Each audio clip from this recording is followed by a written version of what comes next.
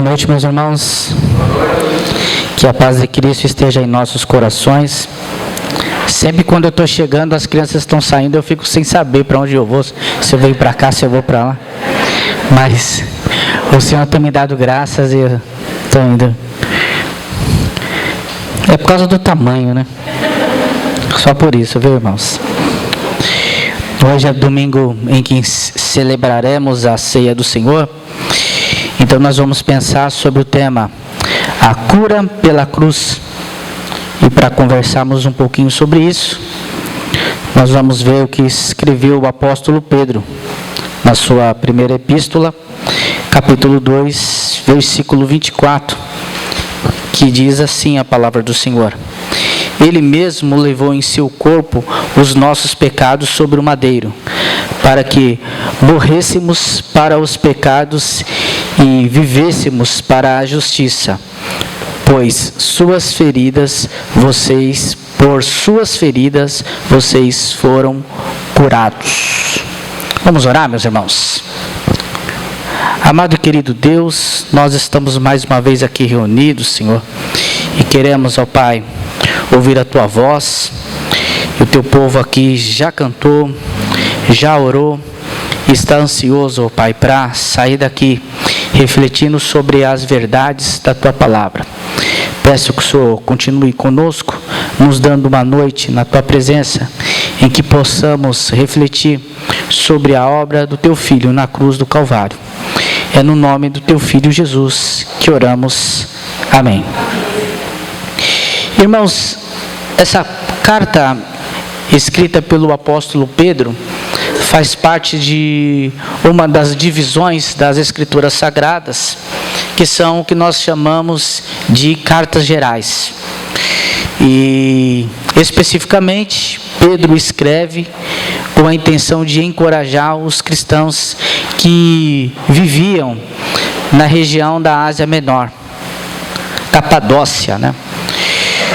Por conta do sofrimento e pela perseguição que aqueles irmãos sofriam. Na carta, ele informa que os irmãos são como estrangeiros em terra de outra pátria. Ou seja, a tendência é que o estrangeiro fora, em uma outra região, ele tenha um sofrimento maior, porque ele precisa de alguma maneira se adaptar e viver sobre a cultura e o costume de uma sociedade que não é propriamente sua. E nós somos de uma pátria celestial, pátria essa que pertence ao Senhor. Então nós vivemos em um mundo que ele tem um procedimento diferente do que o Senhor espera de nós. E isso por si só causa a cada um de nós sofrimento. E é nesse sentido que o apóstolo ele escreve. E esse local aqui, para onde a carta foi destinada, Capadócia, é um local que hoje nós conhecemos como a Turquia. E foi um dos primeiros locais onde o cristianismo cresceu e se desenvolveu no primeiro século, nos primeiros anos da era cristã. E esse é um local que ele é conhecido por antigas igrejas que se reuniam fisicamente em cavernas, né? E isso para que os irmãos tenham um pouquinho de ciência do nível da perseguição que aqueles irmãos sofriam. Então, eles não tinham oportunidade de ter um local confortável, como nós temos, de poder estar com as suas portas abertas, falando com o Evangelho. Não existia grupo musical, porque eles não poderiam ser encontrados. Então, se tivesse alguém, um conjunto musical, por exemplo, como nós temos hoje, e a liberdade de louvar, obviamente que eles seriam capturados e exterminados. Então era uma realidade bem diferente da realidade que nós vivemos hoje. E o que acontece é que nesse capítulo 2, o apóstolo Pedro, então, ele instrui aos servos que se submetam ao seu Senhor. Além de todas as dificuldades que apresentavam, ainda existia mais essa dificuldade. E ele faz essa comparação de que nós precisamos suportar o sofrimento como Cristo, nosso Senhor, o fez. Que Ele é o nosso exemplo de paciência, o nosso exemplo de justiça e de sofrimento. Então, o crente, ele precisa saber viver como estrangeiro nesse mundo, em uma terra, em um local onde os costumes e a realidade é diferente do que nós imaginamos e do que o Senhor espera de nós. Então, essa é a realidade, aqueles destinatários dessa carta. E o que nós podemos aplicar com isso, com essa introdução nas nossas vidas? Que o cristão, sim, ele está sujeito à perseguição. Claro que na nossa realidade a perseguição ela é diferente, não é da mesma maneira. E também estamos sujeitos a sofrer injustiças. E tudo isso faz parte da nossa vida e muitas vezes essas coisas acontecem por conta da nossa fé.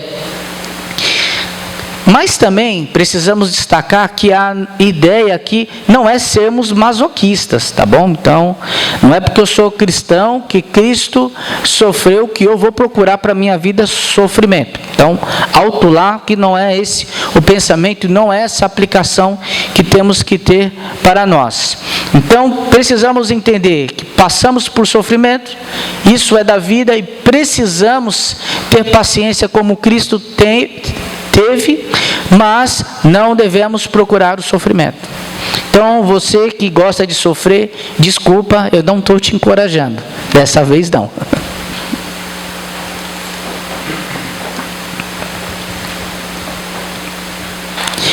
E se passarmos por sofrimento e de alguma forma pudermos evitar esse sofrimento, também cremos que devemos fazer o possível para evitar o sofrimento. O que acontece nas nossas vidas é que, às vezes, nós achamos que nós passamos por injustiça, às vezes nós passamos por perseguições e às vezes nós passamos por dificuldades e queremos encaixar isso dentro de uma realidade bíblica que não se enquadra. Então, nós podemos usar um texto como esse para justificar algumas coisas e algumas dificuldades que nós passamos, quando na realidade essas dificuldades algumas vezes são causadas por nós mesmos. Então, de repente, uma decisão errada que eu tomo pode me causar sofrimento e esse sofrimento não tem nada a ver com o sofrimento de Cristo. Entendeu? E esse sofrimento ser um sofrimento desnecessário. Então, antes de sofrer, avalie se de fato aquilo que te faz sofrer, ele glorifica a Deus ou não. Porque às vezes ele está só glorificando decisões equivocadas que nós tomamos. Percebeu, irmãos, que tem uma diferença entre uma coisa e outra? Por isso que eu digo que nós não devemos procurar o sofrimento. E entender que às vezes o sofrimento pode nos recair, mas que precisamos também tomar cuidado com as nossas decisões. Porque às vezes é uma mania de colocar tudo a culpa no inimigo. Nossa, o inimigo é sujo, não, o inimigo, né? Tem um pessoal que tem um pouquinho dessa mania. E às vezes o inimigo somos nós mesmos, por meio das nossas decisões, das nossas maneiras na nossa maneira de viver, que está contrária à vontade de Deus. Tá bom? Se isso acontecer, nós precisamos lidar com essas coisas e melhorar para que sofrimentos desnecessários não aconteçam. Mas, daquilo que é propósito de Deus e que serve para que Deus seja glorificado em nossa vida, nós vamos passar por essas privações, por essas provações, por essas perseguições, como Cristo passou, de maneira paciente. Aqui o texto fica bem claro que ele está falando da crucificação, no momento em que Jesus foi pregado no madeiro. Então aquele sofrimento era necessário porque Jesus tinha o propósito de morrer em nosso lugar. Então essa separação, quando nós fazemos, aí ela começa a fazer sentido das nossas vidas, e assim podemos compreender os propósitos de Deus.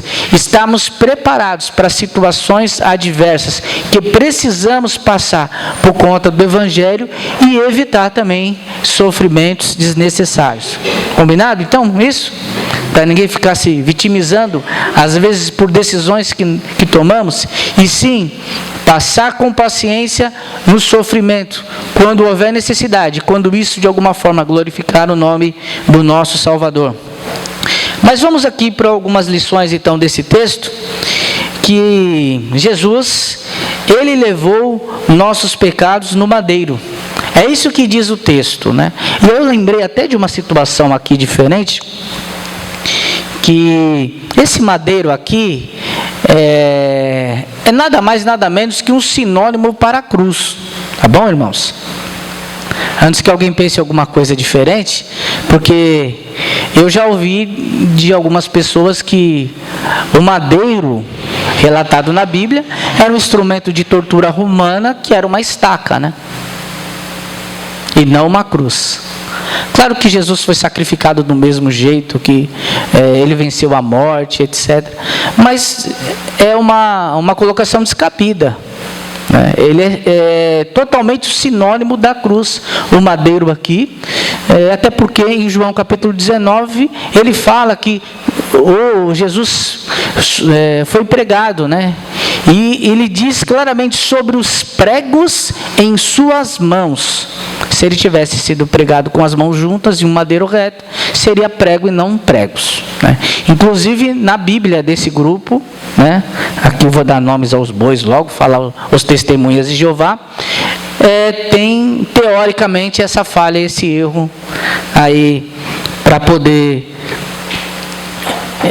justificar que de fato Jesus foi pregado numa cruz. Então aqui, quando o apóstolo escreve madeiro, podemos entender perfeitamente como a cruz de Jesus. Mas o que aconteceu então? Ele padeceu por nós. Nós vamos celebrar a ceia daqui a pouco e lembrar um pouco mais desse nosso Senhor Jesus e do seu sacrifício.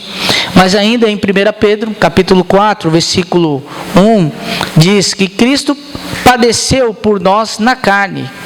Armemo-nos também com esse mesmo pensamento, que aquele que padeceu na carne já cessou do pecado.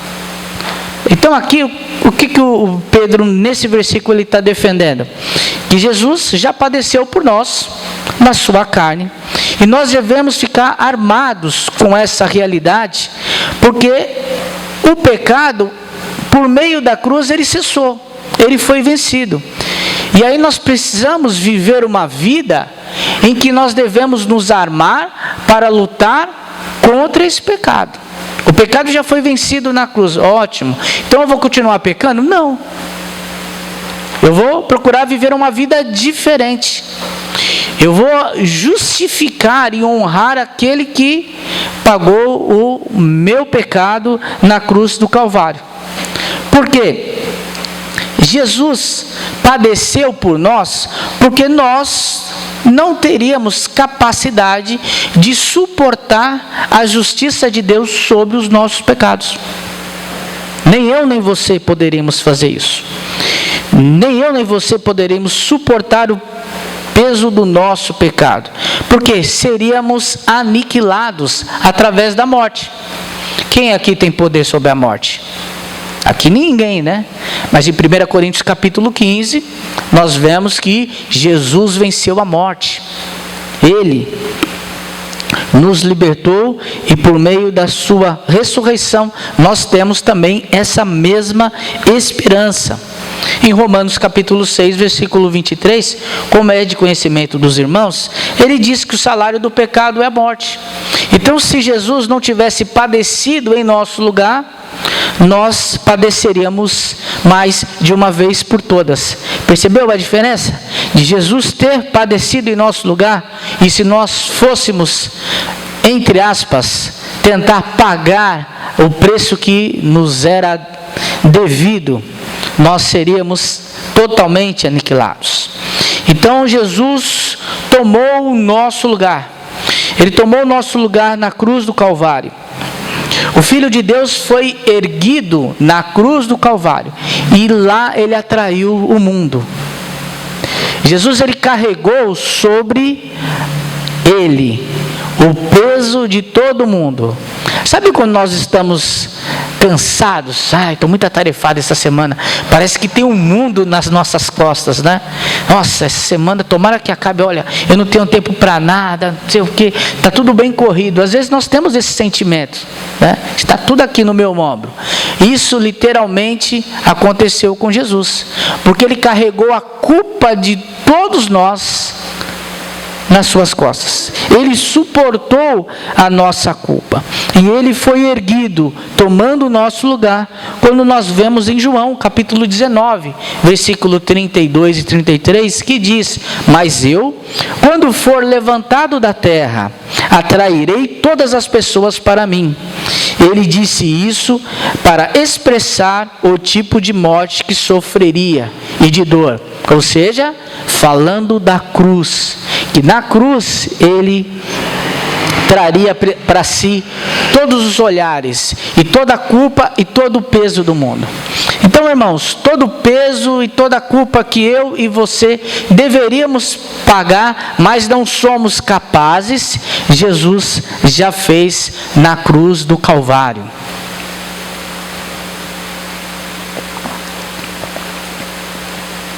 Ele tomou o meu lugar. Em 2 Coríntios, capítulo 5, versículo 21, diz assim: aquele que não conhecia pecado, ele se fez pecado por nós, para que nele fôssemos feito justiça de Deus. Aqui mais para frente nós vamos ver que Jesus, através do sacrifício da cruz do Calvário, ele propõe para cada um de nós, a mim e para você, uma troca. E essa justificação, essa substituição, foi o que o pastor Edson falou conosco alguns domingos de manhã, de maneira maravilhosa, que Jesus morreu na cruz do Calvário e que o seu sacrifício foi vicário, ou seja, foi substitutivo, tomando o nosso lugar. A cruz que era minha e que era sua, ele tomou. Não necessariamente uma cruz, porque obviamente não precisava ser esse instrumento de execução, mas a partir do momento em que nós morremos, se Deus fosse aplicar apenas justiça sobre as nossas vidas, automaticamente seríamos aniquilados. Mas Jesus tomou o nosso lugar. Primeiro, Deus, através da sua graça e do seu amor, ele não nos aniquilou de imediato. E depois Jesus completou a obra, tomando o nosso lugar. Então esse sacrifício vicário de Jesus, ou seja, a morte no lugar da humanidade, recebendo o castigo que nos era devida, faz com que nós devamos viver uma vida diferente. Daí então, devemos então o quê? Devemos morrer para o pecado. É isso que ele espera de nós. Foi por isso que ele morreu, para que tivéssemos salvação e para que pudéssemos viver longe do pecado, para que pudéssemos lutar contra o pecado. Sabemos que aqui nós não atingiremos a perfeição, mas nós já temos esse desafio de lutar. Existe uma canção, acho que é o Ademar de Campos, que diz que ele morreu a nossa morte para vivermos a sua vida. Então, quando falamos em uma suposta troca, é mais ou menos isso. Jesus morreu e por isso o pecado deve morrer em nossa vida. Ele morreu a nossa morte. E portanto, aquele castigo já foi todo imputado sobre ele.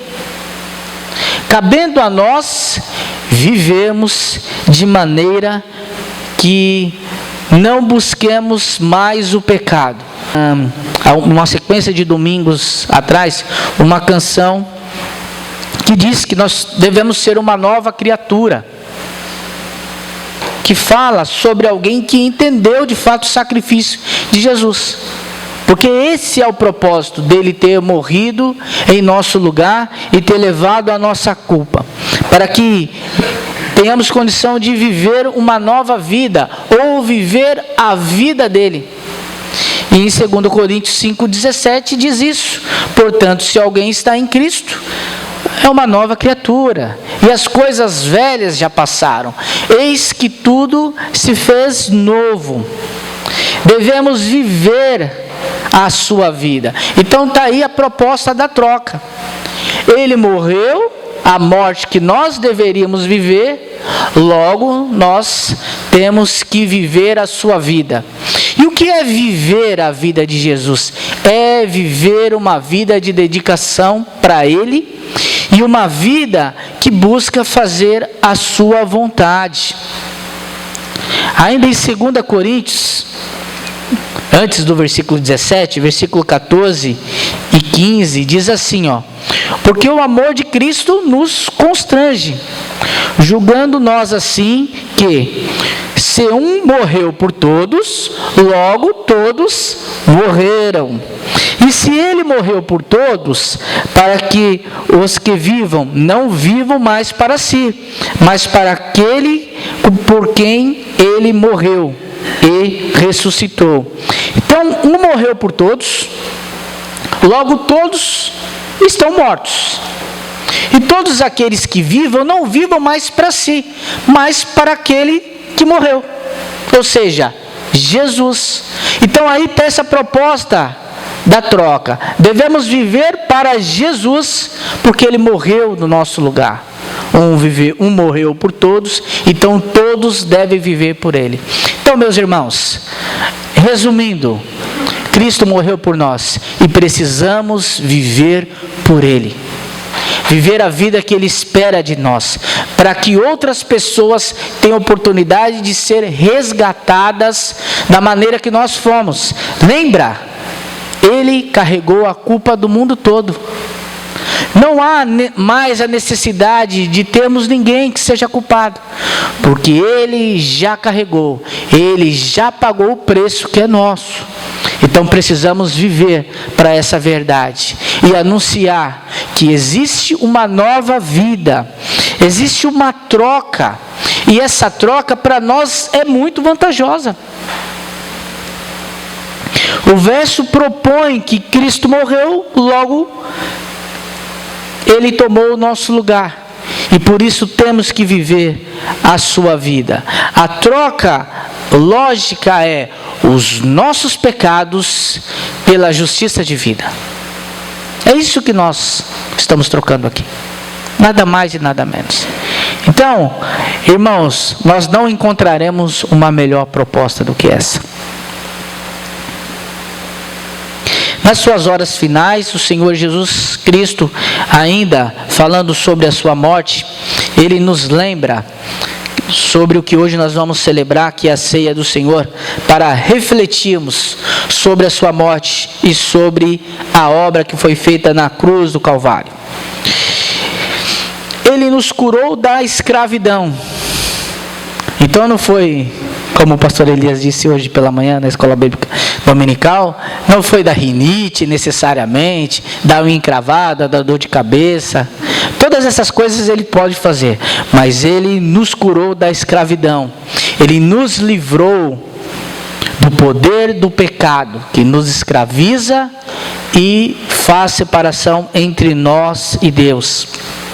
A sua morte lá na cruz significa perdão completo. E esta é a oferta que nós recebemos. Pelo sacrifício de Jesus na cruz do Calvário, nós recebemos uma oferta irrecusável de perdão completo. Deus tornou possível então uma troca que para nós é a mais justa de todas. Quer dizer, para nós é a mais vantajosa de todas, que é a sua justiça. recebemos a sua justiça, mesmo sem merecer. E a justiça divina é um ato que Deus disponibiliza para nós. É o ato cujo o alcance foi por meio da obra redentora. A cruz nos cura do mal. Porque Cristo nos salvou do quê? Do mal eterno, da separação da vida com Deus. Cristo nos salvou de uma vida infeliz e desgraçada, que é o final, uma morte por uma pessoa, de uma pessoa que não tem Cristo. Que esse é o pior final que pode existir. E aí talvez a pergunta seja: como eu posso então ser curado desse mal? Porque quando nós pensamos de um tema e que diz que a cura pela cruz, ele não significa que uma cruz em si pode nos trazer cura. Também não significa que nós precisamos andar com um crucifixo pregado no peito. Obviamente que isso é um eufemismo para falar sobre o sacrifício que Jesus fez. Então, irmãos, apesar do tema ser a cura pela cruz, não é simplesmente a cruz que nos cura, mas sim o sacrifício que foi feito naquele madeiro, o sacrifício perfeito de Jesus na cruz do Calvário. Então, para essa pergunta, o que pode de fato nos curar do mal? A resposta está em Romanos, capítulo 10, versículo 9 e versículo 10, que diz que com sua boca confessar a Jesus como Senhor, e em seu coração crer que Deus o ressuscitou dentre os mortos, você será salvo. E o versículo 10 ainda diz: porque se com o coração se crê para a justiça, e com a boca se confessa para a salvação. Então são duas coisas. Com o coração se crê, ou seja, eu preciso de fato crer, e com a boca confessa para a salvação. Irmãos, eu não devo declarar algo apenas para agradar alguém, não, porque ele não tem efeito prático. Eu preciso crer em meu coração. Então, se eu não tenho fé suficiente para crer, ou por algum motivo eu não acredito, eu tenho que pedir a Deus em oração que me dê convicção do sacrifício que Jesus fez na cruz do Calvário, para que aí sim a minha boca ela professe. Uma coisa não pode estar desligada do outro. O meu coração precisa crer e a minha boca precisa confessar. Essa é a cura para esse mal. É confessar a Jesus Cristo como o nosso Senhor e Salvador. E concluindo, a cruz de Cristo nos curou a todos nós. Enquanto para alguns ela é sinal de injustiça, por ignorarem o Filho de Deus, para nós ela é a salvação. Irmãos, a cruz, ou o sacrifício de Jesus na cruz do Calvário, ele é um divisor de águas. Eu até imagino que eu posso ignorá-lo, mas mediante essa realidade eu só tenho duas opções: ou eu creio e sou salvo, ou essa própria cruz e esse próprio sacrifício se torna um juízo para mim, e eu acabo sendo separado eternamente de Deus. Então nós precisamos escolher nos separar do mal. E a cruz de Cristo, o sacrifício de Jesus, é o que nos cura do mal mais importante, da doença mais terrível que nós podemos ter. Porque não é uma doença que nos causa apenas morte física. Morte física, a tendência é que passemos mesmo. Mas a morte eterna e a morte espiritual, nós podemos evitar. E isso já não era novidade aqui. O profeta Isaías já falava sobre isso.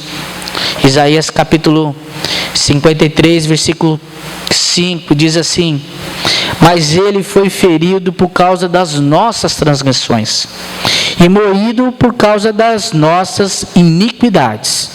O castigo que nos traz a paz estava sobre ele, e pelas suas pisaduras, pelo seu sofrimento, pela sua cruz, nós somos sarados. Jesus suportou a cruz do Calvário pacientemente, porque ele pensou em mim e em você.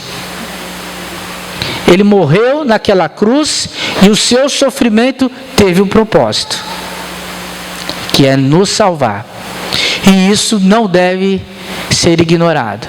E, portanto, nós vamos continuar lembrando desse Jesus e dessa obra redentora através da celebração da ceia do Senhor. E que o Senhor nos abençoe.